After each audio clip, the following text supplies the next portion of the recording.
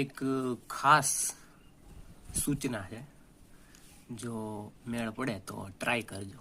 મેં વિચાર કર્યો હતો એટલે મેં કીધું વાત કરીએ આપણે, કારણ કે મારી પાસે શું છે કે કોઈ બીજો ઓપ્શન નથી તમારી સાથે વાત કરવાનો, એટલે વિડીયો મૂક્યા કરું છું રાજી થઈને. કહેવાનો અર્થ એ છે કે જો મેળ પડે ને તો એક્સરસાઇઝ કરતાં કોઈ પણ વિડીયો તમારી સામે આવતા હશે, હું આવતો હશે, કોઈ પણ વ્યક્તિ તમે જોતા હશો એક્સરસાઇઝના વિડીયો, બરાબર? તો જોવો કે કરો, ટાઈમ એટલો જ જાય છે. એટલે મારું ખાલી કહેવાનું એમ છે કે જો મેળ પડે ને તો જોતા જોતા કરવાનું ચાલુ કરી દેવું, ટાઈમે બચે. હે, શું કહેવું તમારું? બરાબર ને?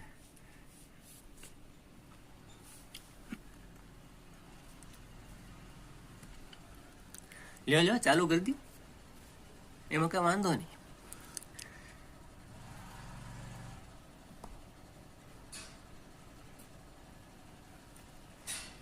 જય સ્વામિનારાયણ, જય સ્વામિનારાયણ, જય સ્વામિનારાયણ, જય સ્વામિનારાયણ. મગજ ભૂલી ગયો, એમાં નીચે તપેલી છે, અડી ગયું. અને મને ખબર નહોતી કે 200 થી 250 વ્યક્તિઓ મને જોઈને અને મારા વિડીયોઝ જોઈને ક્યાંક ને ક્યાંક ખુશ થાય છે, અને બહુ સારા સારા એવા લાઈકો આવે છે, અને એક સબસ્ક્રાઈબર પણ વધી ગયો. Thank you very much.